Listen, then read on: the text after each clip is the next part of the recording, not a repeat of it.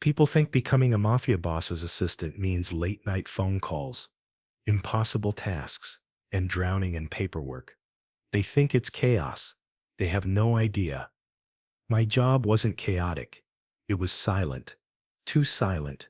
Because in Marco DeLuca's world, silence was where the real danger lived. Silence was where decisions were made, lives were dealt with, power shifted. And for the past 6 months, I had become part of that silence, the invisible shadow, who knew every schedule, every file, every sealed envelope, every lie polished into truth. I wasn't hired. I was chosen. Marco never explained why. He simply looked at me during the interview, really looked, and said, "You'll do." Most people feared him. Most people couldn't hold his gaze for more than 3 seconds. I held it for 5. Maybe that's what did it. Maybe that's why he kept me. Or maybe, and I hated admitting this even to myself, maybe he liked having me near. I felt it from the first week, the way his eyes lingered when I handed him a folder, the way his voice dipped a fraction lower when he said my name, the way he stood just close enough to feel his presence burn through my nerves. I ignored it.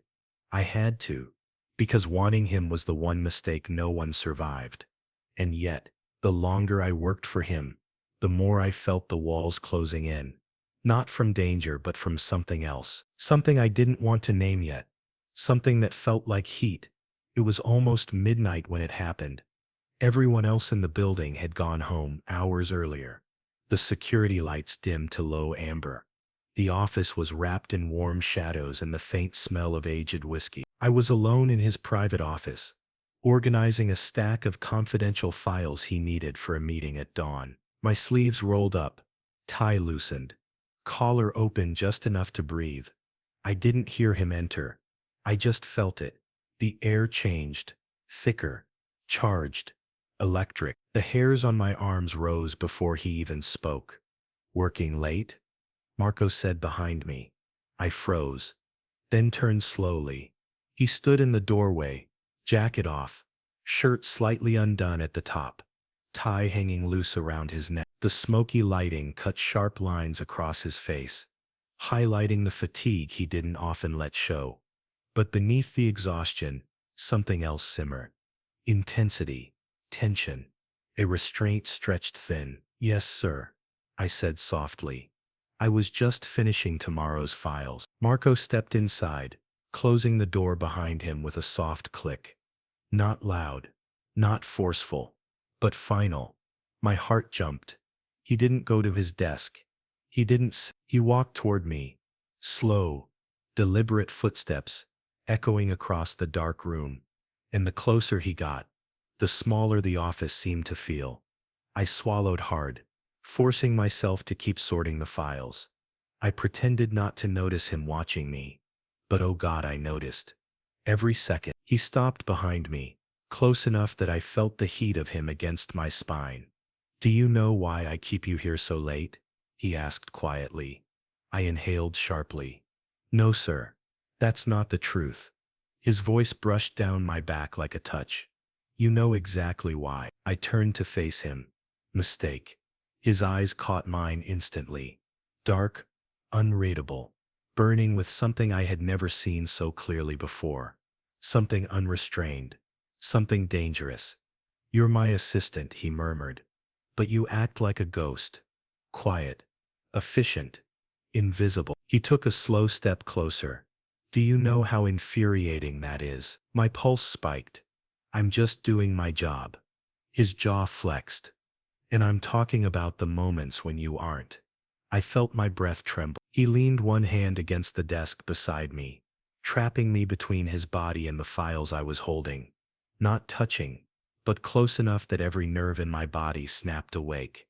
The scent of him smoke, leather, something expensive, wrapped around me. "Every time you walk into my office," he said, voice low and rough, "you look at the floor. You avoid my eyes. You pretend I don't affect you. I don't. Don't lie to me." I exhaled shakily, unable to hold his gaze. His fingers brushed the papers in my hands. Not my hand, but damn close. close enough to feel the heat of his knuckles.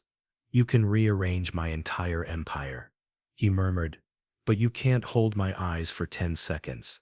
I forced myself to look up. 10 seconds felt impossible, but I did it. His breath hitched. Mine did too. Something in the air cracked. A tension that had been building for months, tightening like a wire stretching toward a breaking point.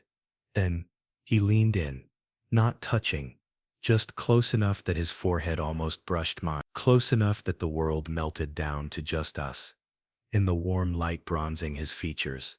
I don't lose control, he whispered. I never have. My voice came out barely audible. Sir. But tonight, he said, breath ghosting my lips. You're making it very damn difficult. My knees nearly buckled. His hands, slow, deliberate, lifted and gripped the desk beside my hip, knuckles whitening, not touching me, holding himself back. He wasn't just near. He was trying not to break, not to take, not to cross the line both of us had danced around for months. This is wrong, he murmured, voice strained with effort. I'm your boss. I know. And if I touch you, he swallowed hard, I won't stop. I shuddered. He noticed. His eyes darkened.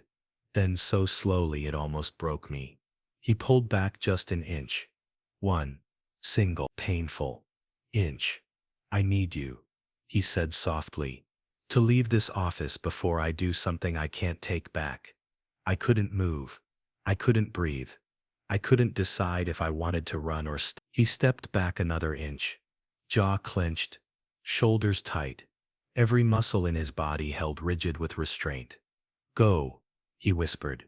Please, go. But I wasn't sure he meant it.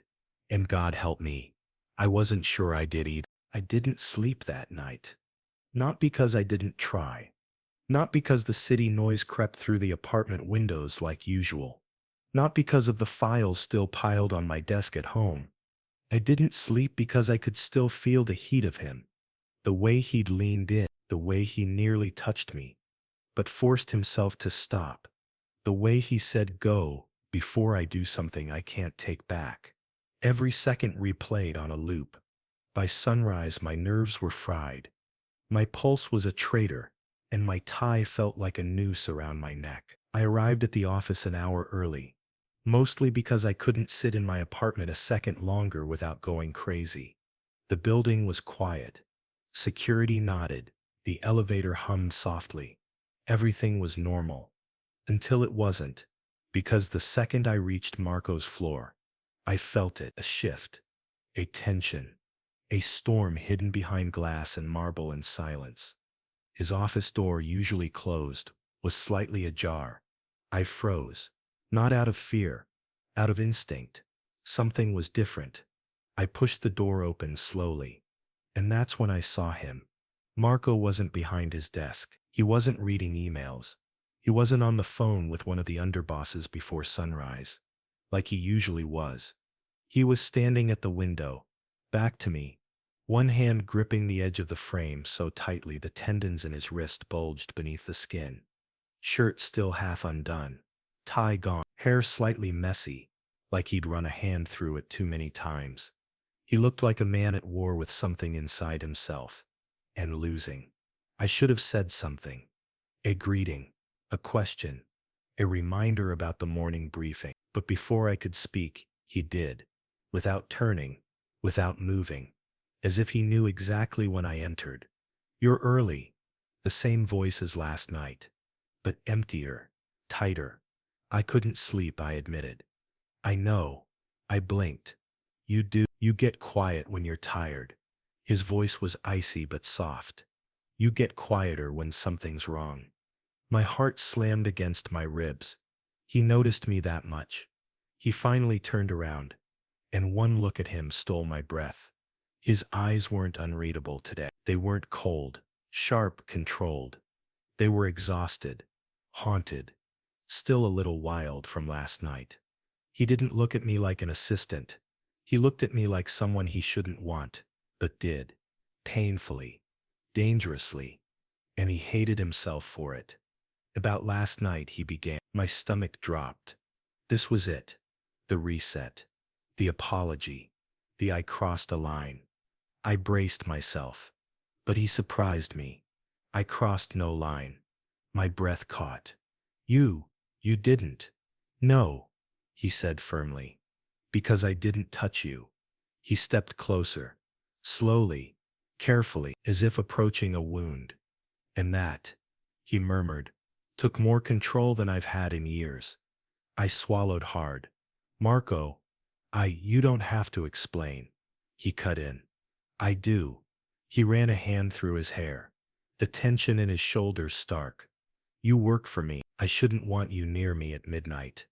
I shouldn't want you at all. My heart twisted. But I do. A harsh exhale escaped him, like the confession physically hurt. And I'm trying very, very hard not to let it change anything. I stepped closer, not touching him, just closing the space enough to tell him I wasn't running.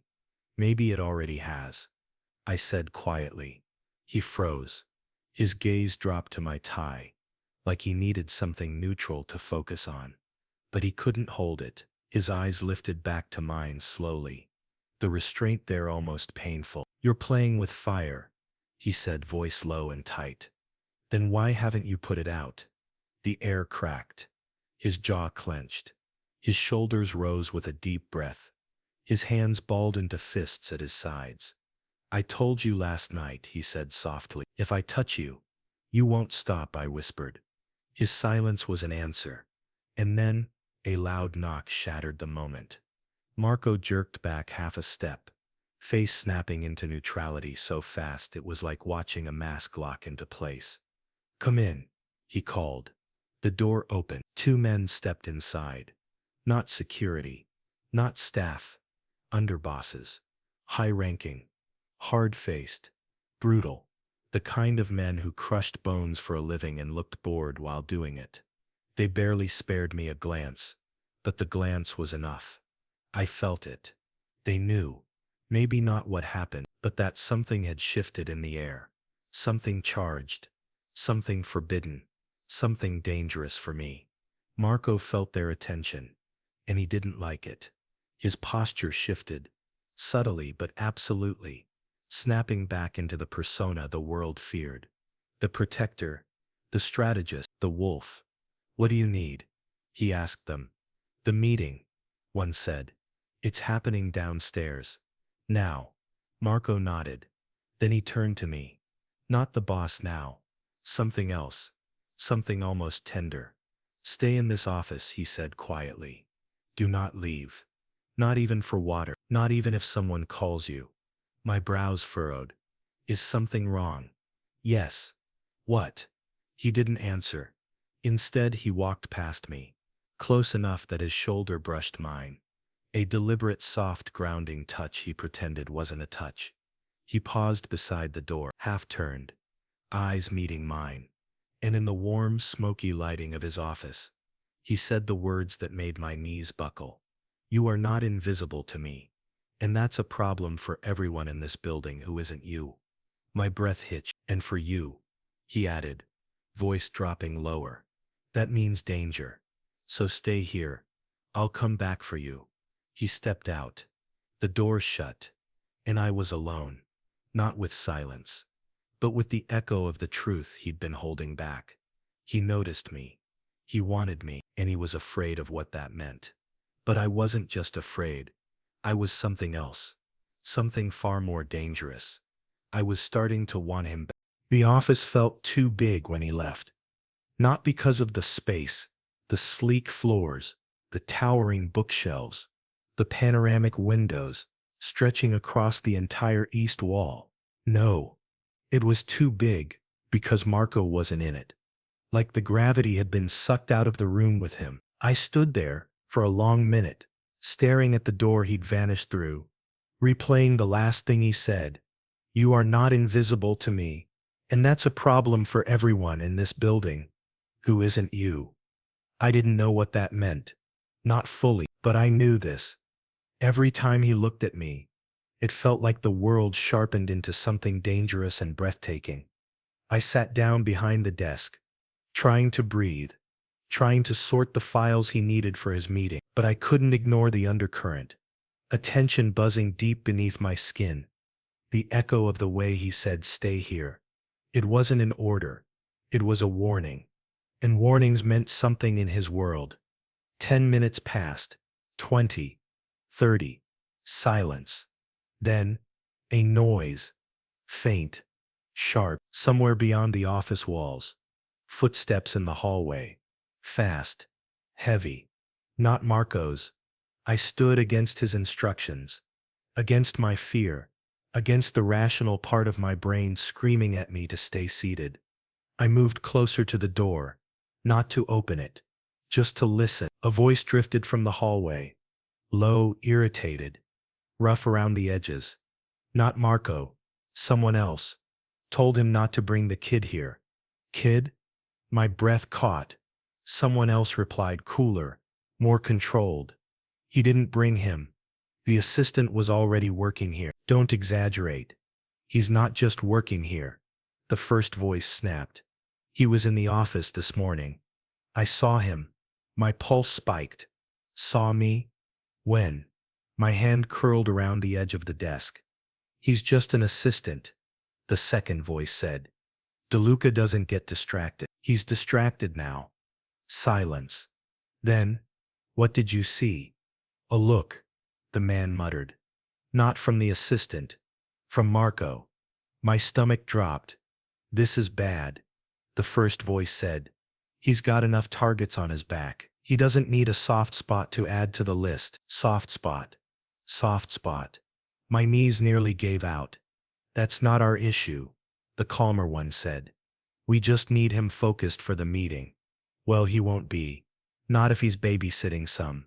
Footsteps approached the office. Closer. I backed away from the door instinctively. Breath shallow. Heart punching at my ribs. Then a knock. 3 firm taps. I froze. The door wasn't locked. Marco hadn't told me to lock it. He only said, don't leave. I'll come back for you. I wasn't supposed to talk to anyone else. But the knock came again. Harder.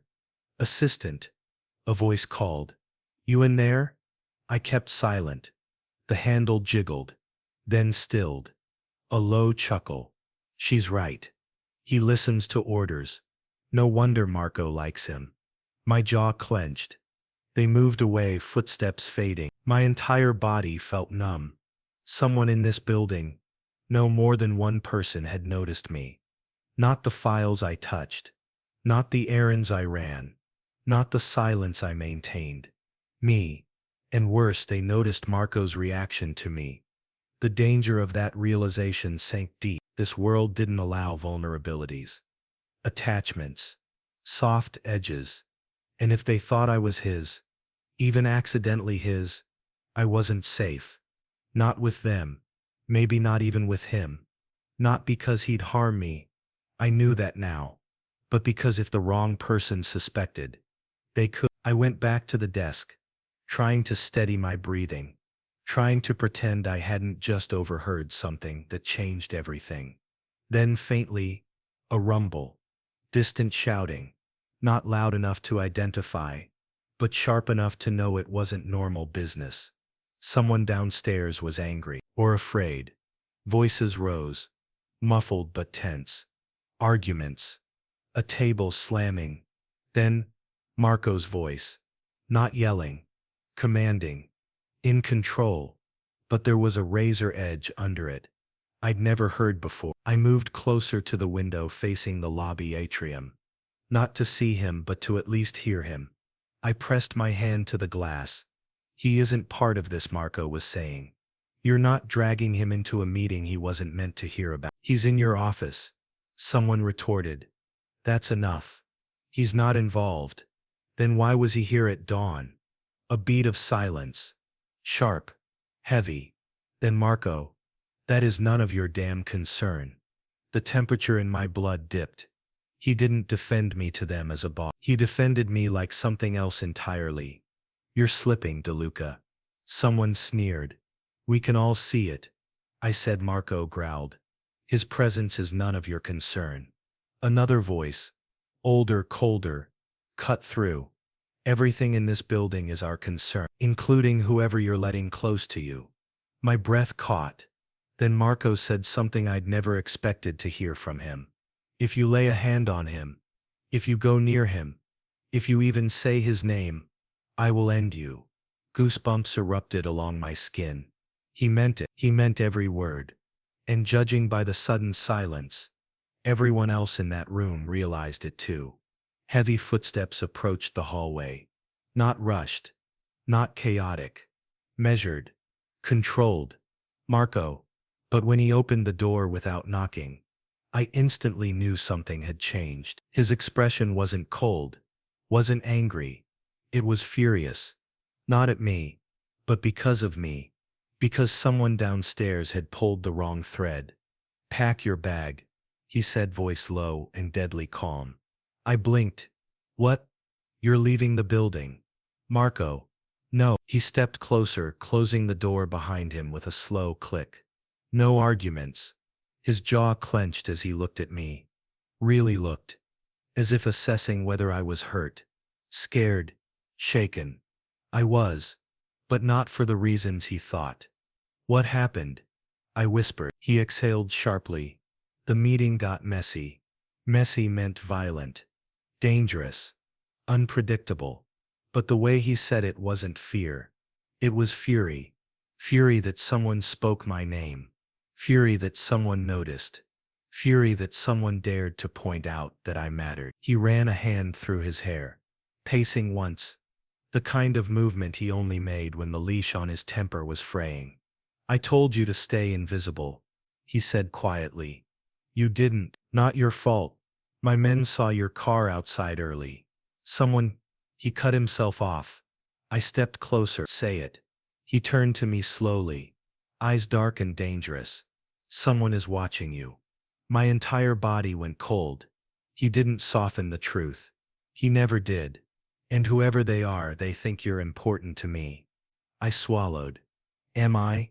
He froze. His expression flickered for a moment. Something raw, unguarded. Painful. Then he said quietly, not to them. He stepped closer. Closer. Close enough that the air cracked with heat. But to me, a breath. A hesitation. A truth he didn't want to speak. Yes. My chest ached. That's why you have to leave this building until I clean this up. What if I don't want to leave? He didn't answer. He didn't breathe. He didn't move. Then slow, defeated, he whispered, then I don't know how to protect you. Leaving Marco's office felt like walking out of a safe room and straight into open air. He insisted on it, practically forced me out with a tight jaw and a calmness so brittle it felt like it could shatter if I touched it. Go straight home, he'd said.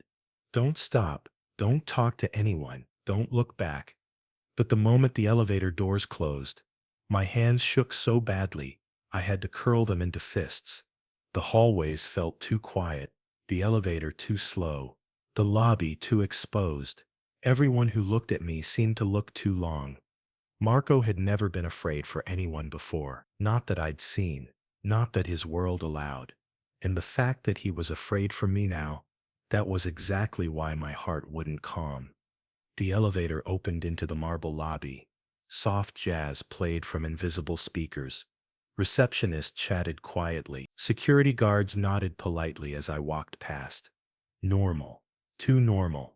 But every instinct in me screamed that something was wrong. My steps were quick, controlled. I tried to look like just another employee going home early. But the hairs on the back of my neck prickled before I reached the door. Someone was watching me. Not casually. Not accidentally.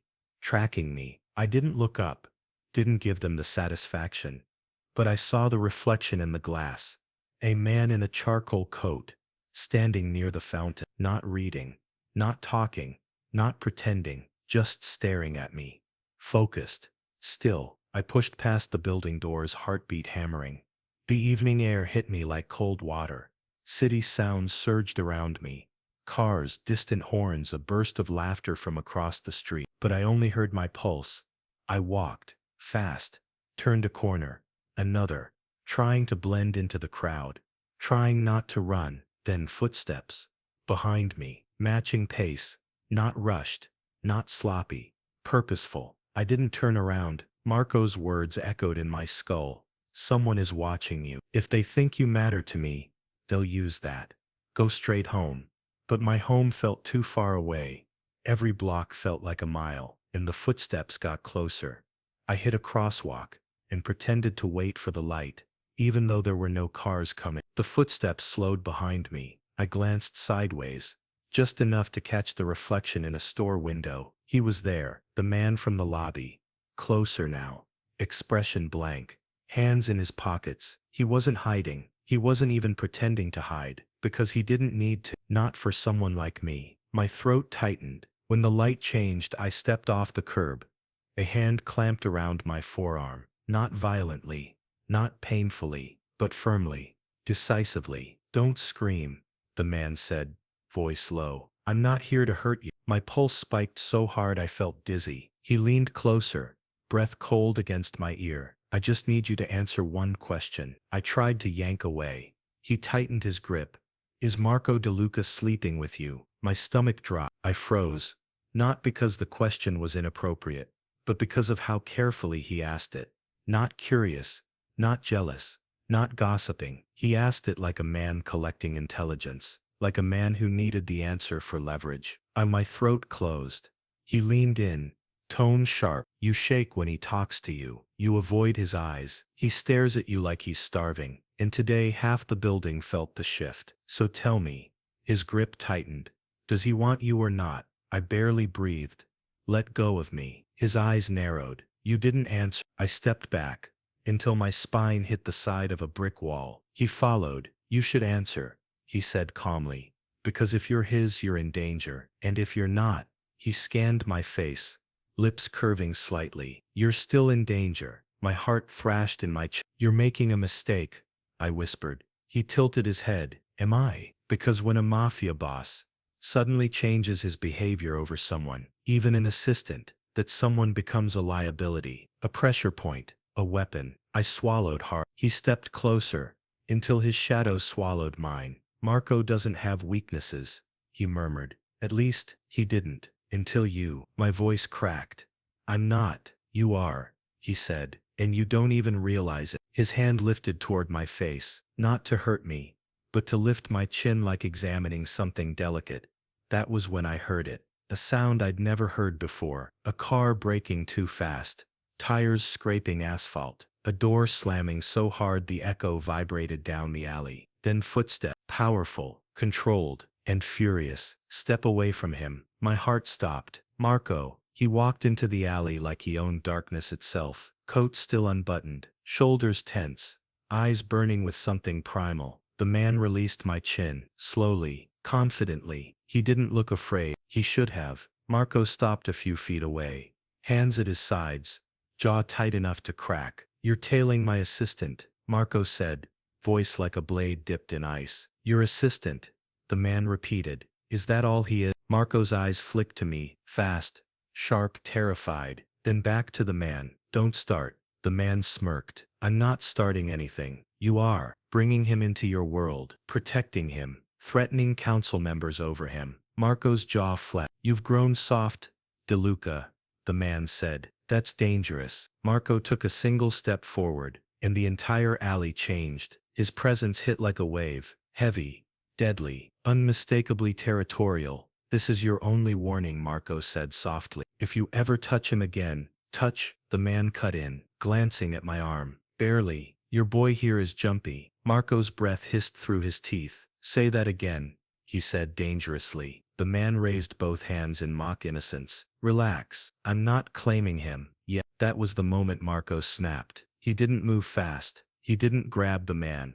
He didn't strike. He did something worse. He stepped between us directly in front of me, and said with a voice so low the ground might have trembled, "He is mine." My breath stopped. The man's smile faded. Well, he said softly, that answers that. Marco didn't blink. Leave, he ordered. While you still can. For a moment I thought the man would fight, or taunt or push his luck. Instead he lowered his gaze, nodded once and walked away. Not because he feared Marco physically, but because he feared what Marco would do if he didn't. The alley fell silent. Cold wind brushed my neck. My pulse hammered. Marco stood still, shoulders rising and falling like he was struggling to breathe. He didn't turn around, not at first. He just said, voice raw, "You should have stayed in the office." I swallowed hard. I didn't know someone would follow me. He turned, and when he looked at me, his expression nearly broke me. Fear, anger, relief, and something deeper, something he tried to hide but failed. "Are you hurt?"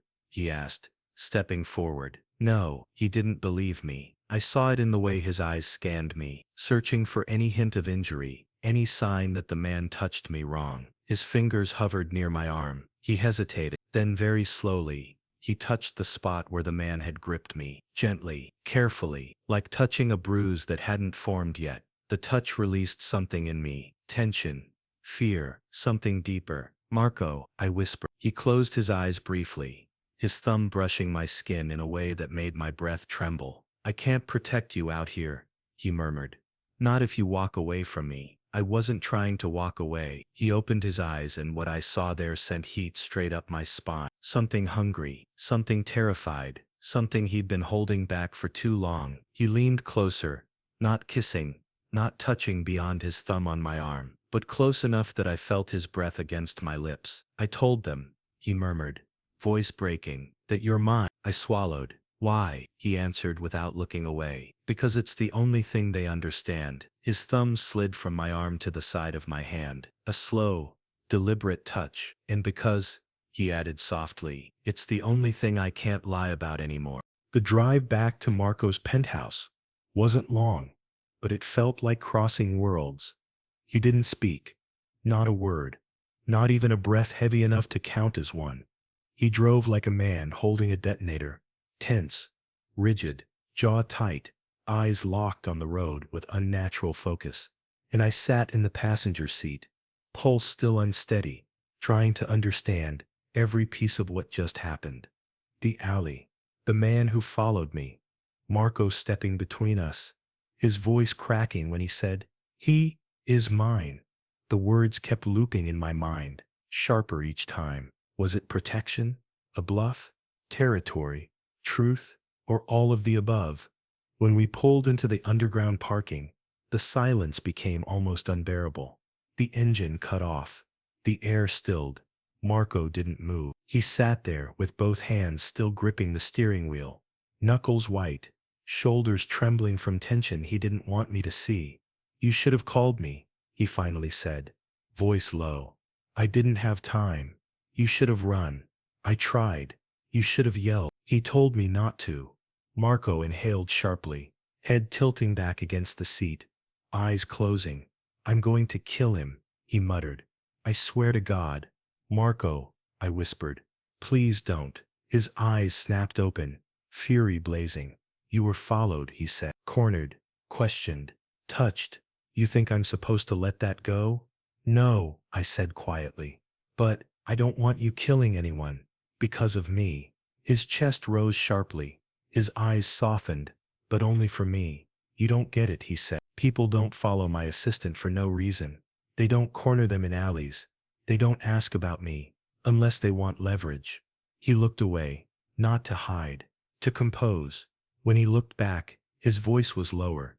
"You're not just in danger. You're a target now." The words hit hard. Target. Not by accident, not by mistake, but because of him. "Why?" I whispered. "Why me? I'm not involved in anything. I never asked for this." "No," he said. "You didn't." He unlocked the doors and stepped out. I followed him silently to the private elevator. He held the door for me, pressed the top button, stood in the opposite corner, as if keeping distance from me was the only way to keep something worse from happening. When the elevator doors closed, sealing us in, the silence thickened again. Halfway up, his voice cut through it. "You want to know why someone followed you?" "Yes." "You want the truth?" "Yes." He looked at me, really looked with eyes that held secrets the world would bleed for. "Because 2 months ago," he said, "I made a mistake." I swallowed. "What mistake?" His jaw tightened. "I started protecting you." My breath caught. "And the men downstairs," he continued. "The council, the other families. They noticed." What did they notice? He exhaled, slow, tortured. That I watch you. That I keep you close, he said. That I actually listen when you speak. That I trust you with things I trust no one else with. A pause. Too much. The air in the elevator felt too warm suddenly. What does that have to do with danger? I asked, voice soft but shaky. Marco stepped closer, not intentionally, but because the words dragged him forward. In this world, he murmured, when a man like me gives attention to someone, people try to hurt them. He nodded slowly. To punish me, he whispered, or distract me, or weaken me. My pulse hammered. And you think they'll do that to me? He stared at me with an intensity that nearly buckled my knees. I know they will. The elevator reached the penthouse. Doors opened, but neither of us moved. He remained inches from me, jaw clenched, shoulders tight, breathing shallow. You don't understand what it means to be close to me, he said. It's not romantic. It's not safe. It's not something soft. What is it then? I whispered. He hesitated, and then he told me. He stepped out of the elevator slowly, like pulling himself away from me, physically hurt. Come with me, he said, quietly. We walked into the living room, city lights spilling through the massive windows like a second dawn. He didn't sit. He stood near the glass, back turned to me. I wasn't always like this, he said, cold, controlled, detached. I approached carefully. What changed you? His shoulders rose and fell with a slow breath. Someone died, or anyone important to the business.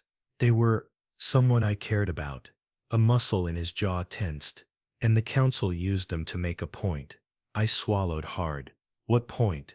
That I wasn't allowed to care about anything that wasn't the empire. His voice was quiet but sharp, the kind of quiet forged in trauma. They said emotional attachments were liabilities, weaknesses, cracks, that destroy a dynasty. He finally turned. The pain in his eyes wasn't fresh. It was old, scarred over, but not healed. I learned the lesson, he murmured. Too well. Silence. Then, and now, his gaze locked onto mine. Now, he said, they think you're my crack. My breath trembled. He stepped closer, not aggressively, not even confident, but like someone stepping towards something magnetic he couldn't stay away from. You being followed, he said. That was just the beginning. But why me? I whispered. You have dozens of employees, advisors, associates, underbosses. Why am I the one they notice? His throat worked. He swallowed. Because this was the truth he didn't want to admit. You're the only one, he said softly, who changes me. My heartbeat stuttered. His voice dropped lower, deeper, rougher. A truth scraped raw. When you're near me, he said, I'm not as careful. I'm not as cold. I'm not as cruel. He exhaled shakily. I don't want to bury that. Not again. Not this time. I stepped closer, not because I was because something inside me was pulling me toward him, the same way he was pulled toward me. Marco, I whispered. He didn't look away. He didn't retreat. He stood there, still, powerful, broken in ways no one else knew, and waited, not for permission, for truth. So I gave it to him. You said I'm your weakness, I said quietly. But you don't realize something. His brows tightened. He waited. You're mine too. Something inside him snapped. Not violently, not dangerously, but like a lock unclicking after years of rust. He stepped closer. One step, then another, until he was close enough that the world blurred behind him. He raised a hand, slowly, and touched my face. Not like the alley, not like the office, not like he was holding back a storm. This time, the touch was soft, honest, vulnerable. And when he spoke, his voice cracked. I don't know how to protect you from me. I covered his hand with mine, gently, deliberately. You don't have to, I whispered. His eyes burned. He leaned in. Not a kiss, not a claim, not a breaking point, but a simple, intimate closeness he'd denied for months. Forehead to forehead, breath to breath, truth to truth. And in that moment, the danger didn't matter. The council didn't matter. The world didn't matter. Just us. In the beginning we couldn't stop anymore. His forehead rested against mine. His breath mingled with mine. We weren't kissing. We weren't speaking. We were just there. Two people in a world built on violence and lies. Holding on to something fragile and real. Marco's hand cupped the side of my face, warm, steady, reverent in a way I never imagined from him. "If anything happens to you," he whispered. His voice broke. "I won't recover." I didn't know how to answer. My heart felt too full, too tight, too terrified, and too drawn to him at the same time. But whatever moment that was, it didn't get to last. Not in his world. Because suddenly, a soft chime echoed through the penthouse. Not the elevator, not a phone, not the building intercom, a private system. A system I didn't know existed. Marco stiffened immediately. His hand left my face. His posture snapped back into that dangerous stillness I'd seen in the alley. His eyes sharpened, calculating and cold. "What was that?" I whispered. He didn't answer. He just turned his head slowly toward the hallway where the sound originated. Another chime. Lower this time. More urgent. He cursed under his breath. "Stay here." I reached for his arm on instinct. "Marco, stay here." The command wasn't angry. It wasn't harsh. It was scared. Not of the threat, but of the idea of that threat reaching me. He disappeared down the hallway, footsteps silent and fast. My pulse pounded in my ears. Something was wrong, deeply wrong. After a few seconds, curiosity or fear dragged me after him. I didn't follow too closely, just enough that I could see him when he stopped in front of a panel, hidden behind a framed art piece. He pressed his thumb to a reader. A screen slid open. A message appeared in glowing white letters across a black background, and even from a distance, I recognized it. Council communication, priority level black. Marco's jaw clenched so hard I thought he might crack a tooth. Then he read the message. His entire body locked, not froze, locked, like a man made of steel, who suddenly found a crack in his armor. I stepped closer, unable to stop myself. "What is it?" He didn't look at me, didn't move, didn't breathe. So I came to his side. The words on the screen were simple, cold, deadly. "We saw how you reacted today. If he matters this much to you, you need to prove it. Send him away by sunrise. Or we'll take him ourselves." My stomach dropped. Marco still didn't move. Then slowly, he pressed a hand flat against the wall beside the screen, like he needed a moment to stay steady. "Marco," I whispered, "what does this mean?" His voice came out hoarse, raw. "It means they know." "Know what?" "That I care." That single sentence landed with enough weight to crush the room. His eyes stayed on the message, but his breathing changed shallow, strained, furious at the edge. "They're testing me," he said, "trying to corner me, trying to force my hand." "Why?" "Because they want to know," he said, "if there's anyone left in this world who can hurt me." His head bowed. "And they found you." A shiver ran down my spine. "What happens if you don't send me away?" I asked softly. Marco closed his eyes. "They come for you. And if you do," he opened them. Pain, fear, longing, all tangled inside those dark irises. "Then I lose the only thing I've let myself want in years." My breath caught. He finally looked at me fully. Not the mafia boss. Not the leader. Not the untouchable man the city feared. He looked at me as Marco. Just Marco. And that was somehow more terrifying. "I won't survive that," he whispered. Silence. Thick. Heavy. A lie. Then without warning, he turned, walked past me, and went straight to the living room. Not pacing. Not angry. Just controlled. Too controlled. "I'm sending you somewhere safe," he said quietly. "Tonight." My heart dropped. "Marco." "No." His voice cracked with old wounds. "No arguments this time. You don't get to decide that for me," I said, stepping toward him. He stopped, dead still, then turned, slowly. When his eyes met mine, they weren't angry. They were devastated. "You think this is about control?" he asked. "You think this is about pride, or fear, or what they think of me?" He stepped closer, each movement tense and trembling. "It's not." He was inches from me now. "It's about you being alive in the morning." My breath shuddered. "If you stay," he whispered, They will kill you. Not hurt you. Not threaten you. They'll kill you. Because they know that is the one thing that would ruin me forever. He grabbed the back of a chair. Hard. Like he needed something to anchor himself. I can't lose you. The admission cracked something deep in me. Then something changed in him. His voice lowered. Soft. Dangerous in a new way. Honest.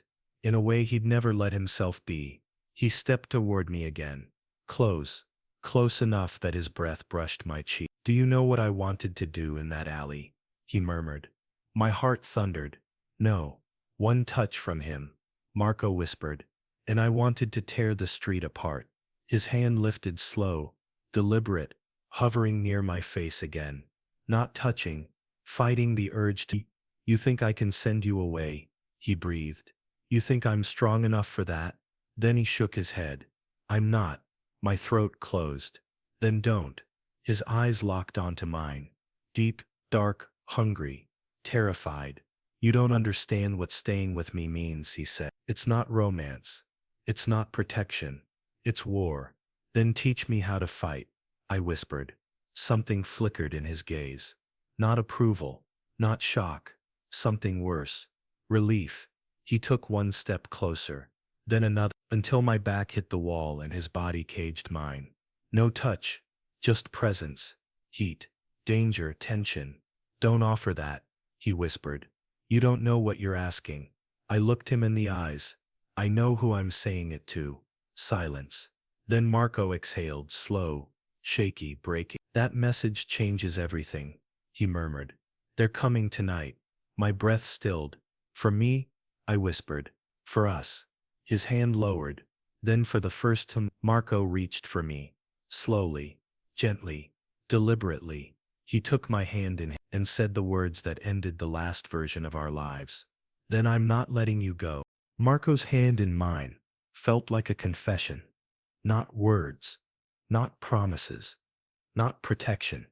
A confession. One he'd been fighting since the moment I entered his office months ago. The truth he couldn't bury any longer. But even as he held my hand, anchoring me, claiming me without saying it out loud, the message on the screen behind us burned in my mind. Send him away by sunrise. Or we'll take him ourselves. The air in the penthouse felt too still, like the hour before a storm breaks. Marco didn't move for a long moment. His thumb brushed the back of my hand, slow, grounding, reverent, but his eyes were fixed on something far darker. They've never threatened like this, he murmured. Never? He shook his head. They've warned, pressured, manipulated. A pause, sharp. But this, coming after someone who isn't involved? His jaw tightened. It means they're scared. Of what? He turned his gaze to me, heavy, intense. Of what you make me feel.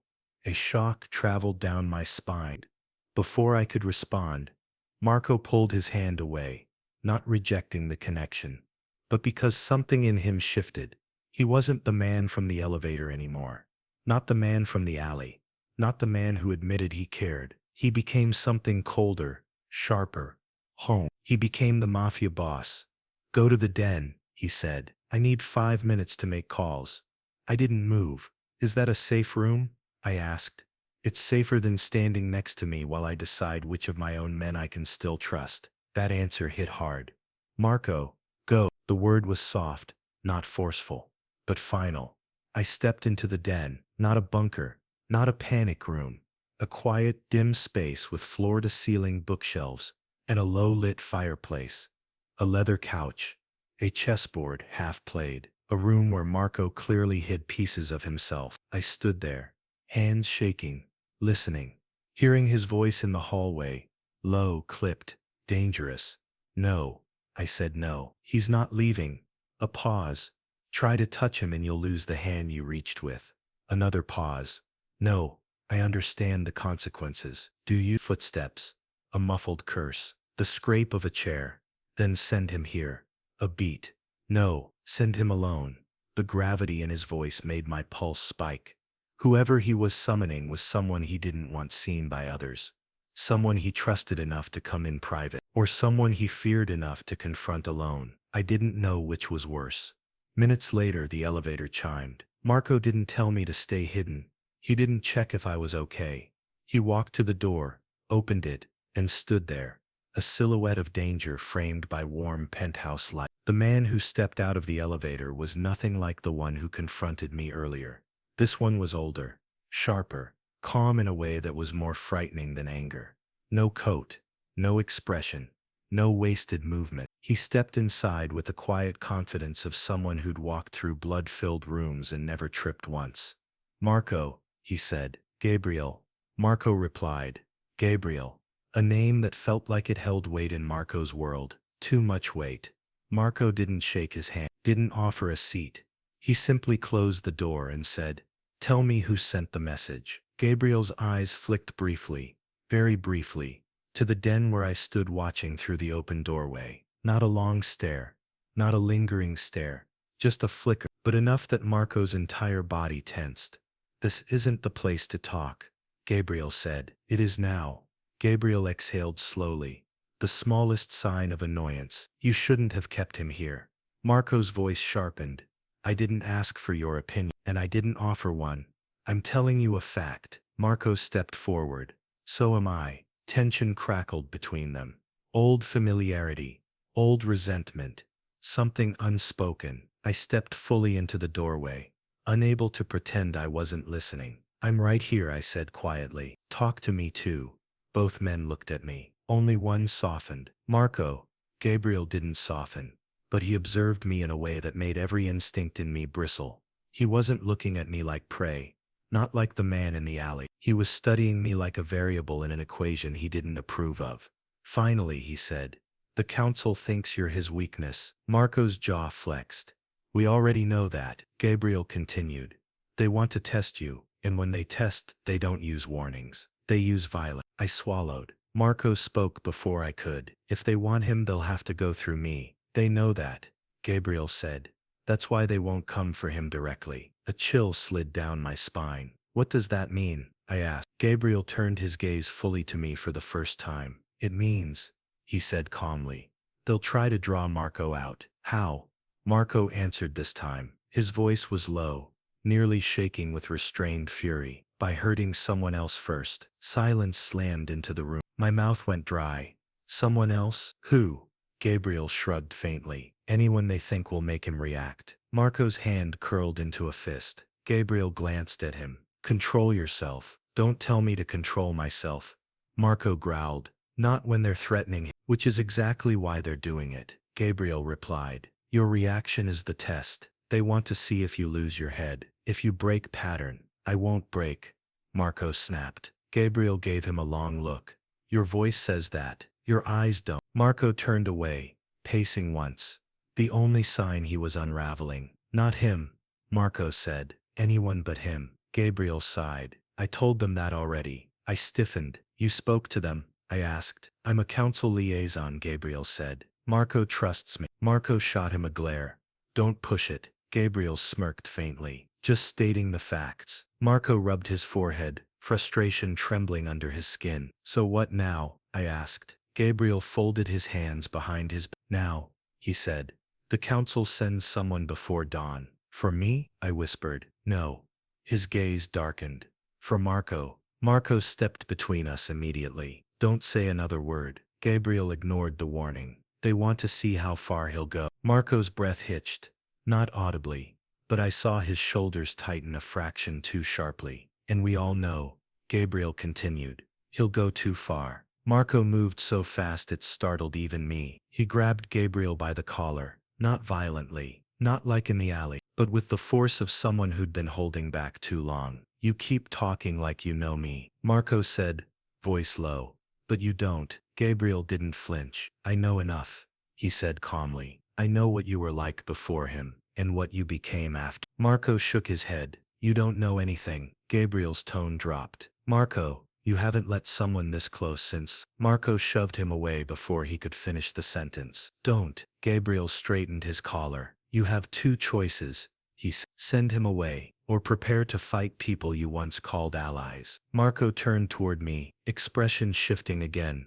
Not softening, not hardening, changing, becoming something rawer. I'm not sending him away. Gabriel nodded once. Then I'll stay. Marco frowned. Why? To help you survive the next 6 hours. My stomach twisted. 6 hours until what? Gabriel looked at me. Until they come. Marco's jaw locked. Not for him. For you, Gabriel corrected. And if you're not ready, they'll use him to break you. Marco stepped close to me. Instantly. Too close. Not dominance.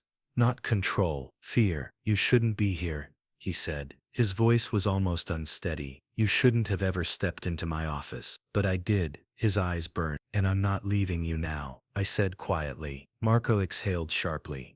A sound that was half relief, half agony. Gabriel glanced between us.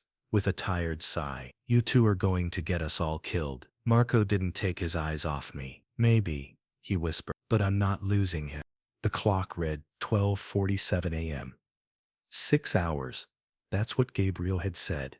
6 hours until the council made their move. Until Marco's world, and mine, collided with something neither of us could hide from anymore. The penthouse felt like a fortress readying for war. Lights dim, curtains drawn, security feeds on every screen. Marco and Gabriel speaking in rapid, low tones. Old strategies, old scars, old enemies. And me standing in the doorway, heart pounding, watching the man I had only just begun to understand. Prepare for a battle he'd trapped himself in the moment he chose to care. Marco noticed me watching. He paused, turned, and something in his expression softened. Just a flicker, but enough to remind me that beneath all the danger, he was still the man who had pressed his forehead to mine hours earlier. His voice lowered. Come here. I did. He pulled me aside, away from Gabriel, away from the screens, away from the rising storm. We don't know how many are coming, he murmured. Could be 1, could be 10. I swallowed. And they want you. No. His eyes locked onto mine. They want you. To get to me. My chest tightened. And if they think it'll hurt me, he whispered, they'll do it. I heard the truth in his voice, the raw, aching fear he tried so hard to choke down. For him, this wasn't a hypothetical. This wasn't an exaggeration. This was what he had survived once before, and what he refused to survive again. But I wasn't leaving him. Not now. Not after everything. I stepped closer, lowering my voice. You're not fighting this alone. He froze. Completely. No, he said sharply. You're not stepping into this. I already did. His jaw tightened, frustration mixing with fear. You don't understand what I become, he whispered. What I have to become. Then show me. His breath caught, and then the moment shattered, because the elevator chimed. Soft, almost polite, but wrong. Marco instantly moved. Not running, not panicking, just shifting into something lethal. Gabriel, he snapped. I know, Gabriel said, already drawing a weapon from the inside of his coat. They're early. Marco stepped in front of me, one arm back, subtly hurting me behind him. His voice dropped to a whisper. Stay behind me, no matter what you hear. The elevator began to open. Marco took one step forward. I reached for his hand. He didn't pull away. He squeezed once, a silent promise, then let go and stepped toward danger. The elevator doors slid open fully, and 3 men stepped out. Black suits, gloves, no insignia, faces calm. Too calm, Gabriel muttered under his breath. They sent the Vasari twins and This isn't a warning. This is an execution squad. The men entered the penthouse like ghosts. No introduction, no pretense. One stepped forward. The leader, tall, composed, voice smooth as glass. Marco, he said. You didn't listen. Marco didn't flinch. I don't take orders. You do, the man replied. If you want to live. Gabriel shifted beside him, subtly drawing his weapon higher. Marco ignored the threat, ignored the guns, ignored the danger. He only said, if you came for him, you'll leave in pieces. The man smirked. We didn't come for him. He raised his chin, and 2 of his men moved. Fast. Not toward Marco, toward me. Marco reacted before thought, before breath, before sanity. He became something I had never seen. A storm, a blade, a man with nothing left to lose. His voice tore through the air. Don't touch him. Then everything happened at once. Marco slammed into the first attacker, disarming him in a motion so fast I barely saw the blade, until it clattered across the floor. Gabriel fired once, the shot echoing like a thunderclap, taking down the second man's weapon. The third rushed toward me. I stepped back instinctively, but the man was fast, reaching for me with cold, gloved hands. And then Marco was there. He grabbed the man by the collar, ripped him backward, and slammed him against the marble column, so hard the air punched out of the man's lungs. Marco's voice was a low growl. You think you can use him against me?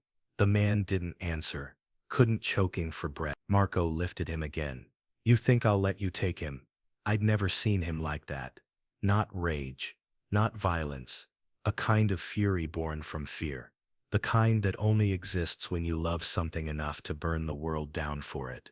The man coughed out a word. Counsel. Order. Marco's grip tightened. Tell your counsel, he said coldly, that their order is rejected. Then he threw the man across the room. Not killing, not sparing, a warning. A brutal one. The remaining two men staggered back, weapons drawn. But Gabriel stepped forward. Leave, he said, or the next shot won't miss. The men hesitated, looked at Marco, looked at me, then at Marco again. And they understood.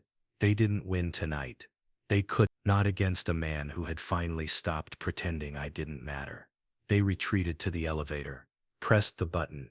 But before the doors closed, the leader spoke. This isn't the end, he said. The council will not tolerate weakness or attachments.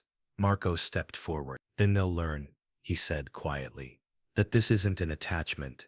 His eyes flicked to me, dark, fierce, honest. It's a choice. The doors closed. Silence crashed into the penthouse. A heavy, trembling silence. Gabriel exhaled, lowering his weapon. You've declared war. Marco didn't look at him. He looked at me. Only me. He stepped closer. Slowly, tension still crackling under his skin, breathing ragged from adrenaline and terror. And something else entirely. I spoke first. You risked everything tonight. He shook his head. No, he said. I risked everything the moment I noticed you. He stopped in front of me, close enough that I felt the warmth of his body and the tremor in his hands. You should run from me, he whispered. You should have run the first day you walked into my office. I didn't. His eyes softened. And you won't, he murmured. Will you? I stepped closer, closing the last inch between us. No, Marco exhaled, a harsh, shaking breath, and something in him broke open, something he'd been burying beneath years of stone and steel. You're mine, he whispered, not because I declared it, not because they heard it, but because you stayed. His forehead touched mine again, the way it had hours before, but this time with nothing held back. And I'm yours, he murmured. Not a claim, a surrender. The city lights flickered outside the window. Sirens wailed in the distance. The council regrouped somewhere in the dark. But in that moment, in the quiet after the storm, there was only us. Marco's voice was barely a breath when he said the final words. Let them come, because after tonight, they'll never touch you again. And that was how the war began, and how we did too.